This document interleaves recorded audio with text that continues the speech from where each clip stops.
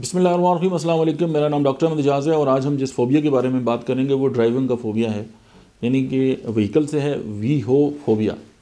यानी गाड़ी या कोई भी व्हीकल जो है उसको चलाने का जो खौफ है वो वीहोफोबिया जो है वो कहलाता है।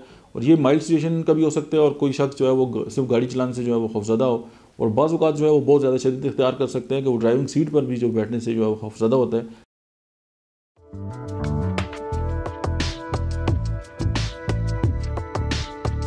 इवन कि गाड़ी जब पार्किंग लॉट में जो है वो खड़ी हो, और उस खौफ की वजह कोई माजी का तजर्बा हो सकता है, कोई एक्सीडेंट हो सकता है, या बढ़ते हुए जो हादसात हैं वो भी किसी इंसान के जहन में बैठ जाएँ तो वो खौफज़दा होता है।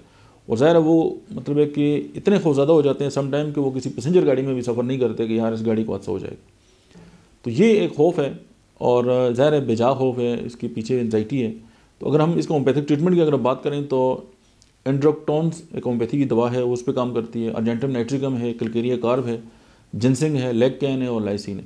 तो ये जो मेडिसिन हैं ये जो गाड़ी में सफ़र करने की जो एंजाइटी है उसको ओवरकम करते हैं और पेशेंट जो है वो नॉर्मल ज़िंदगी गुजारने की तरफ आ जाता है।